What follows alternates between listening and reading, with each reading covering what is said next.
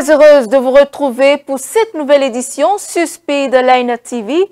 Mesdames et messieurs, bonsoir et bienvenue dans ce journal. Au sommet, avec la digitalisation des services bancaires, la montée en puissance des paiements mobiles, le paysage économique évolue rapidement. Dans ce contexte, l'éducation financière devient un outil essentiel pour favoriser le développement. Pourtant, de nombreux Béninois restent encore peu sensibilisés à la gestion budgétaire. Alors, qu'est-ce que l'éducation financière? La réponse dans un instant. En période de crise, le rôle du journaliste devient crucial. Il doit informer avec rigueur tout en évitant la désinformation. Dans ces contextes sensibles, chaque mot compte et peut avoir un impact significatif. Au cœur de l'actualité internationale, les électeurs camerounais ont voté ce dimanche pour une présidentielle à un tour dans laquelle le président Paul Biya partait grand favori. Face à lui, 11 candidats étaient en lice, dont son ancien ministre Issa Chiroma qui a suscité un engouement inattendu.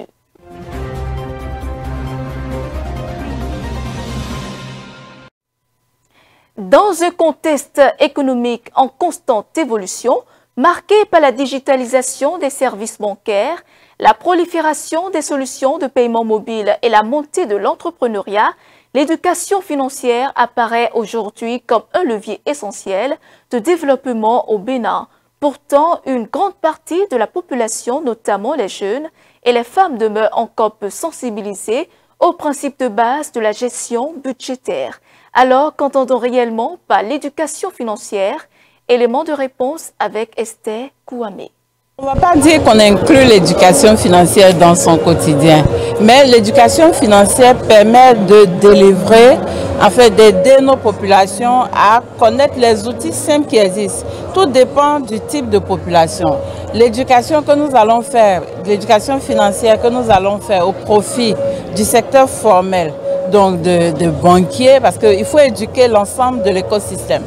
Auprès de banquiers, on ne va pas utiliser les mêmes canaux pour adresser le secteur informel. Je prends un simple exemple. On a notre femme, notre commerçante qui a sa petite activité. Donc chaque soir, elle a sa recette. Mais comment elle gère cette recette-là? Donc on va lui donner des outils pour mieux gérer son budget, pour éviter des dépenses inutiles, pour épargner. Et à partir de cette épargne, pourra investir. Parce que elle aura créé de la confiance auprès des institutions financières, que ce soit des microfinances ou des banques, qui sera plus enclin à l'accompagner au développement de son activité. Mais également, on a beaucoup de plateformes digitales. Rien que les plateformes que nous utilisons, TikTok, Facebook et autres, on peut leur donner les outils qu'il faut pour, à partir de cette plateforme-là, développer leur activité. Il y a la question de l'endettement. Lorsque les dames ou nos populations sont sur les marchés, elles ont tendance à s'endetter, à faire des dépenses qui ne sont pas forcément utiles. Mais si on sait bien gérer son budget, on sait ce qui est inutile, on sait épargner, on sait se rémunérer, on fonctionne comme une vraie entreprise. Et en ce moment, on pourra investir, grandir et petit à petit rentrer dans le système formel. Voilà. Donc, en fait, pour moi, l'éducation financière, c'est l'ensemble de l'écosystème. Quand je vais dans une banque, comment est-ce que, par exemple, le gestionnaire de banque me présente les produits de la banque? Elle a besoin d'éducation, ce personnel a besoin d'éducation pour pouvoir savoir que moi, Madame Kwame, j'ai une rémunération de X francs, je n'ai pas une rémunération très élevée, donc il y a des produits qu'on n'est pas obligé de me donner. On peut me conseiller. Autre actualité dans ce journal, en période de crise, lorsque les tensions atteignent le paroxysme et que les enjeux sont majeurs, le journaliste tient un rôle essentiel. Informer avec justesse, sans céder à la désinformation, devient un défi de taille. Dans ces situations sensibles, chaque mot pèse, chaque choix a des conséquences. Quel est donc le rôle exact du journaliste dans la gestion de l'information en contexte sensible? Zakiat Latunji, présidente de l'Union des professionnels des médias du Bénin, nous éclaire. Suivons-la. La gestion de l'information en période sensible, pour moi, c'est allier la rapidité et la prudence, la vérité et la responsabilité. C'est-à-dire que nous sommes dans un contexte où l'information est attendue de tout le monde, où il faut pouvoir donner la bonne information au bon moment et tout le monde est vraiment assez attentif à ça. Donc c'est une période assez challengeante pour un professionnel de médias. En termes de gros défis, c'est d'arriver à ne pas participer à la propagande. C'est d'arriver à ne pas participer à la désinformation ou alors devenir un moteur qui vient véhiculer une fausse information ou de la rumeur. Donc c'est quand même assez délicat pour les acteurs des médias parce que les populations en général attendent d'avoir l'information des organes de presse, des médias qui sont reconnus. En période sensible, il faut faire très attention avec l'information qui sort. Ça peut construire comme ça peut détruire. Donc, il faut faire vraiment très attention. C'est la responsabilité du journaliste. Après, c'est aussi le respect du code de l'information, du code de la déontologie. On veut bien informer, mais il faut prendre le temps de pouvoir le faire comme cela se doit. J'ai eu un témoignage au cours d'une formation de notre doyen Georges Amelon. Et avec précision, je n'ai plus tout ce qu'il faut dans ma tête, mais je me rappelle quand même que c'était autour du décès ou non du président Nicéphore Soglo, alors qu'il était en France pour raison de santé. Et l'information a été même diffusée sur RFI et il fallait, les Béninois attendaient qu'au moins au niveau de la radio nationale, cette information-là puisse être diffusée. Mais Georges Amelon, qui était dans le temps, je ne sais plus, rédacteur en chef ou directeur de la radio, insistait pour avoir une confirmation parce qu'il ne voulait pas simplement se limiter à la rumeur qui courait autour du décès ou non du président. Il est donc passé par plusieurs sources pour confirmer cette information ou l'infirmer. Et finalement, il a pu parler, je crois, à son épouse qui était avec lui. Et ils ont apporté la précision, en fait, que le président n'était pas décédé. Donc, moi, je pense qu'il est important de vérifier.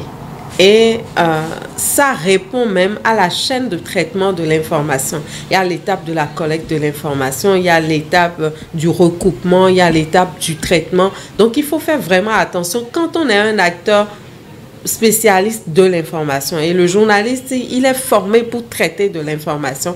Il ne peut pas agir comme un simple individu qui court derrière l'information et qui voit quelque chose tout de suite, prend son smartphone et publie l'information.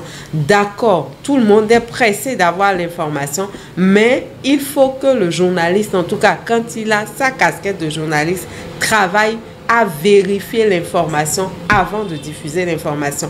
Malheureusement, ça va prendre du temps, contrairement au réseau en général, mais ça vaut la peine parce que sur les réseaux, après, on peut dédire.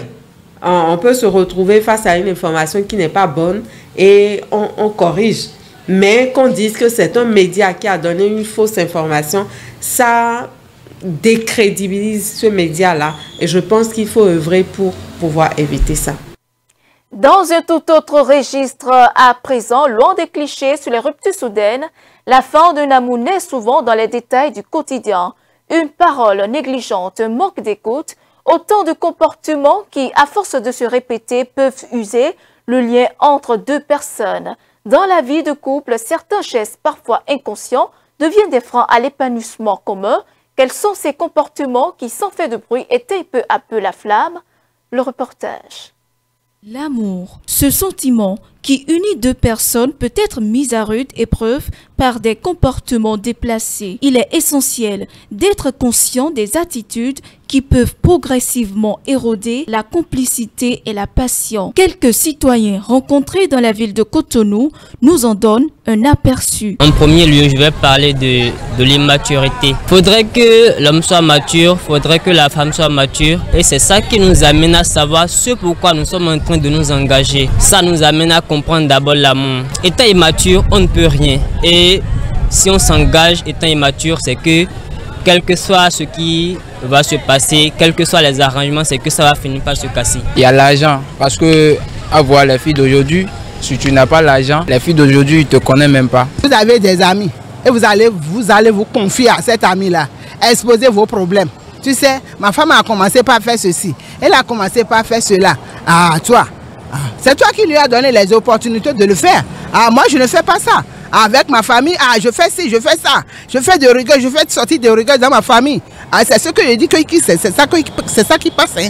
Si ça ne veut pas ça, si ça ne veut pas se passer là, c'est soumission soit démission. Si l'homme est égoïste, il ne peut jamais reconnaître l'importance de sa compagne. La femme également de son côté, si elle est égoïste, elle ne peut jamais reconnaître l'importance ou bien les efforts que fournit son homme. Et si la femme est égoïste et puis elle ne veut pas reconnaître l'importance de son homme, elle ne veut pas reconnaître les efforts que son homme est en train de fournir pour que ça marche, c'est que l'homme va se sentir blessé et ça ne peut pas marcher et c'est vice versa. Comme la femme a vu que son mari a changé de comportement, elle-même aussi va changer de comportement. Tu ne fais plus la vaisselle, les tenues du monsieur, tu ne puisses plus de l'eau à la douche, tu ne fais plus rien. Tu t'es concentré. Dans une relation, il est crucial de prendre en considération les besoins et les désirs de son partenaire. Selon la spécialiste, l'égocentrisme peut créer un déséquilibre. Si l'un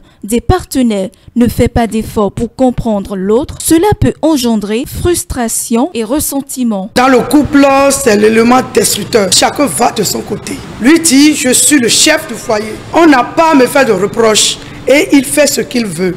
Quand on fait ce qu'on veut dans un couple parce qu'on est le chef du foyer, bonjour les dégâts. Et on va même jusqu'à chacun reste dans son côté. Si chacun reste de son côté, après c'est le divorce qui intervient. Les trains-trains de la vie engendrent le plus souvent le stress qui, lorsque mal canalisé, peut provoquer des tensions inutiles au sein du foyer. Le stress, c'est un virus. Quand ça rentre dans le couple, ça ronge complètement le couple. Parce qu'il n'y a plus d'attention. Chacun pense à ce qui est en train de le stresser. L'homme est tout le temps nerveux. La femme aussi est nerveuse. Et quand il y a la nervosité, quand on ne s'entend plus dans le couple, à cause du stress, vous savez déjà ce que c'est. Donc, nous allons essayer d'enlever ce mot. On devient anxieux, on devient névrosé, on est incapable d'aimer, on ne peut pas se parler. Et à demi-mot, où l'homme essaie d'envoyer un petit sourire à la femme, quand la femme est stressée, elle répond arrogamment. Et puis ça commence. La nervosité amène parfois même les couples à se dire des mots forts, des injures. Le stress amène le couple à s'injurier parfois. Donc, on doit minimiser ça. Pour favoriser une vie de couple épanouie, la coach prodigue quelques conseils. Il faut dialoguer en tout. Il ne faut jamais garder rancune ou se recroqueviller dans un coin quand on est en couple. Il ne faut pas s'enfermer à cause des problèmes. Surtout quand on est en couple, il ne faut pas s'enfermer. Il faut aller vers l'autre. Même si l'autre n'est pas trop ouvert, si l'autre n'est pas trop accueillant, il faut essayer d'aller vers lui pour lui montrer qu'on doit dialoguer forcément. S'il y a le dialogue, l'amour et l'attention, je pense que tout peut aller dans le couple. L'amour est comme une fleur qui nécessite soin et attention pour s'épanouir. La prise de conscience des comportements qui peuvent nuire à la vie de couple et l'adoption des stratégies pour y remédier permettront au couple de survivre aux tempêtes. Et puis, en dehors de nos frontières, le Cameroun a tenu son élection présidentielle à un seul tour, mobilisant plus de 8 millions d'électeurs. À 92 ans, Paul Biya apparaît toujours comme le grand favori du scrutin. 12 candidats étaient en lice, parmi lesquels l'ancien ministre Issa Chiroma Bakary, qui bénéficie d'un certain soutien, notamment dans le nord du pays. Le reportage. Au Cameroun, le dépouillement des bulletins est en cours. Plus de 8 millions d'électeurs étaient appelés aux urnes pour élire leur président dans un scrutin à un seul tour. À 92 ans, dont 43 passés au pouvoir, Paul Biya demeure le grand favori. Doyen des chefs d'État en exercice dans le monde, il s'est présenté sous le signe de la stabilité et de la continuité. Face à lui, 11 candidats, parmi lesquels son ancien ministre Issa Chiroma Bakary, dont la campagne inattendue et populaire a suscité un écho notable, en particulier dans le nord du pays. Cette élection, jugée plus animée que les précédentes, traduit un désir de renouveau, en particulier au sein de la jeunesse. Mais nombre d'observateurs soulignent le poids d'un appareil d'État solidement maîtrisé par le président sortant. Le gouvernement a rappelé que seul le Conseil constitutionnel est habilité à proclamer les résultats attendus d'ici au 26 octobre. Le scrutin s'est tenu dans un contexte de difficultés économiques et sociales marqué par des services publics jugés insuffisants. Un dispositif de 55 000 observateurs, dont ceux de l'Union africaine, a été déployé. Plusieurs plateformes ont entrepris de compiler les résultats de manière indépendante. Le vote s'est déroulé sur fond de conflits persistants dans les régions anglophones du nord-ouest et du sud-ouest, où la participation demeure traditionnellement faible. Un peu plus d'un an après le coup d'État qui a renversé Ali Bongo Ondimba, le Gabon poursuit sa transition politique sous la houlette du président Brice Clotaire Oligui Nguema. Les résultats du second tour des élections législatives tenues confirment la domination de son parti. L'Union des bâtisseurs remporte 55 des 145 sièges à l'Assemblée nationale. Suivant. Au Gabon, le parti au pouvoir a remporté un tiers des députés à l'Assemblée nationale. Sur les 145 sièges au Parlement, l'Union des bâtisseurs a remporté 55 lors du second tour des élections législatives, selon les résultats officiels. Le Parti démocratique gabonais de l'ancien président Ali Bongo Ondimba, qui soutient l'actuel chef de l'État, Brice Clotaire Oligui Nguema, a obtenu 3 sièges. Après un premier tour entaché d'irrégularités majeures, la Cour constitutionnelle a reporté le vote dans plusieurs circonscriptions. Le second tour, relativement calme, marque ainsi une étape supplémentaire dans le retour progressif de l'ordre constitutionnel après le coup d'État d'août 2023. Le parti du président Brice Clotaire Oligui Nguema, l'UDB, avait déjà obtenu la majorité lors des élections municipales et départementales du 27 septembre. Les sénatoriales de début novembre prochain devraient parachever ce cycle électoral de transition au Gabon. Alors que Madagascar est touché par des manifestations antigouvernementales, ciblant notamment le président, une unité de l'armée malgache a annoncé avoir pris le contrôle de l'armée ce dimanche. Les officiers ont ajouté avoir nommé le général Demosthène Pikoulas à la tête de l'armée, un poste vacant depuis que l'ancien chef a été nommé ministre des Forces armées la semaine dernière. Le reportage. Le président malgache Andry Rajoelina a affirmé dimanche qu'une tentative de prise de pouvoir illégale et par la force était en cours après que des soldats ont rejoint les manifestations initiées par un collectif de jeunes baptisé Genzi Madagascar qui secoue le pays depuis 3 semaines. Ce dimanche, les déclarations des forces de sécurité semblaient indiquer une volonté d'apaisement. Tout usage de la force sera dorénavant arrêté. Le peuple travaille pour le bien du plus grand nombre et non pour celui de quelques-uns. Des mots lourds de sens dans un pays où la répression des manifestations a déjà fait au moins 22 morts, selon les Nations Unies, un bilan que le gouvernement conteste. Carole, on est aujourd'hui le dimanche, 3 semaines après les manifestations contre le régime présidentiel que nous rejetons, que le peuple rejette depuis presque le début, parce que nous avons été trahis, nous avons été maudits, et aujourd'hui c'est un nouveau départ, c'est le premier jour de notre victoire après une lutte de 3 semaines. Ce n'est pas encore fini, mais nous allons rien lâcher et nous allons rester ici parce que c'est ici la place de la victoire pour le moment. Parti d'un mécontentement social dû aux pénuries d'eau et d'électricité, le mouvement s'est transformé en défi politique au régime Rajoelina. Madagascar traverse sa plus grave crise politique depuis 10 ans. Pékin a accueilli la conférence mondiale sur les femmes, un sommet international consacré à la promotion de l'égalité des genres et au développement des droits des femmes à l'échelle mondiale. L'événement a réuni de nombreux dirigeants venus des 4 coins du monde, dont une délégation ghanéenne. Présent à cette rencontre, le Ghana est l'un des premiers pays d'Afrique subsaharienne à avoir établit des relations diplomatiques avec la Chine. C'est après moi. Le président ghanéen John Dramani Mahama est actuellement à Pékin pour participer à la réunion des dirigeants mondiaux sur les femmes. Le Ghana avait récemment ratifié une loi en faveur de l'équité entre les sexes, marquant une étape majeure dans son engagement à renforcer l'égalité, la gouvernance inclusive et la transformation sociale. Lors de la séance d'ouverture du sommet, le président chinois Xi Jinping a salué les progrès accomplis par les femmes dans le monde et annoncé de nouvelles initiatives destinées à soutenir leur développement. Pour soutenir plus activement la cause mondiale des femmes, je souhaite formuler les annonces suivantes. Au cours des 5 prochaines années, la Chine versera une contribution de 100 millions de dollars américains à ONU Femmes. Parallèlement, un fonds de 100 millions de dollars sera créé au profit du Fonds pour le développement mondial et la coopération Sud-Sud. La Chine mettra en œuvre une série de projets destinés à promouvoir le développement et l'émancipation économique des femmes et des jeunes filles.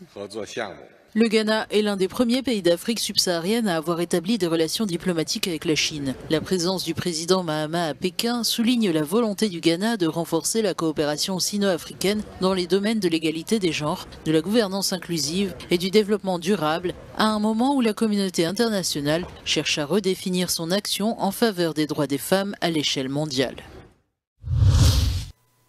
Et c'est la fin de ce journal. Merci de votre fidélité. Suivez-nous en continu sur speedlinetv.bg/live et sur nos différents canaux digitaux Facebook et YouTube.